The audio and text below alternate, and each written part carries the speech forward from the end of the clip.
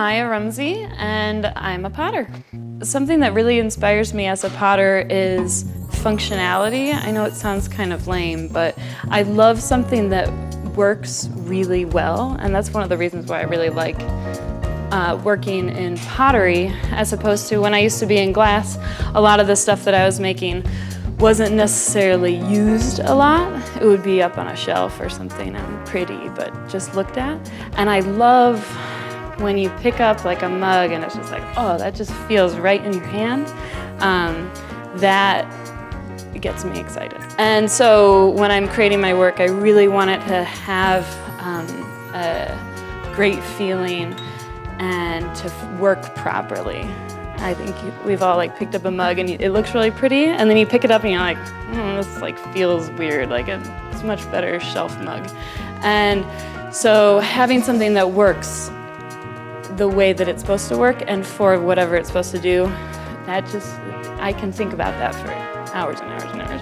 But then for my designs, I love making things that have clean, simple lines. I'm really always drawn to mid-century modern type lines for the actual shape.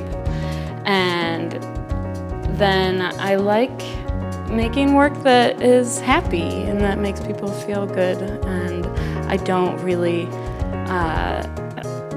I don't know, that's just kind of silly. I like making silly things that make people smile.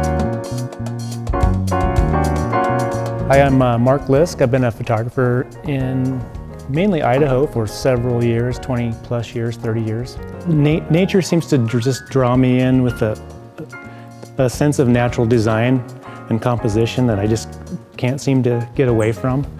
I'm always looking for leading lines and natural elements that just kind of speak to me in an emotional way. Sometimes it's in the winter, sometimes it's in the summer. Every season has its own message, so to speak. I'm just drawn to this sense of beauty in nature. I can't describe it. I don't know why. It's been that way my whole life.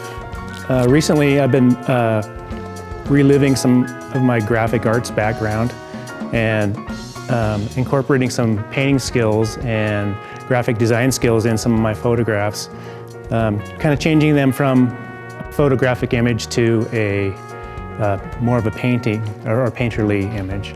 I'm really excited about it. I've been doing it now for a few years and exploring various techniques on the computer and different processing techniques, and then sometimes touching them up slightly with some acrylic paint and then hand waxing the images, and it creates a really beautiful sheen and a great it's a great presentation for the viewer.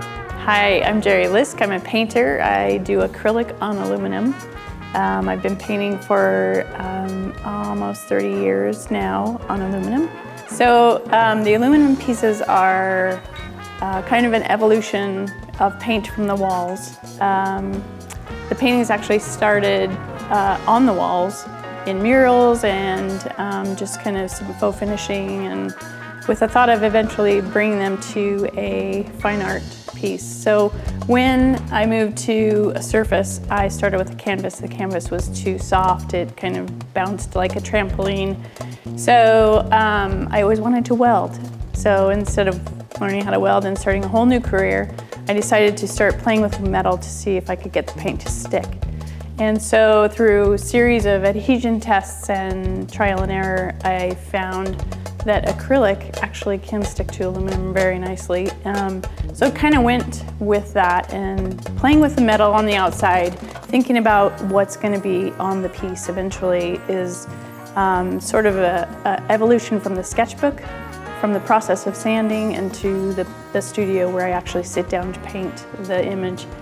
The draw to paint each subject is based upon my experience with nature, with a trip, or with just even sitting in a car, driving by at 65 miles an hour, however fast, and seeing something, seeing a tree, sitting in a field, or seeing something. So it's just about being aware all the time of your surroundings And so that's kind of what inspires me to paint on aluminum.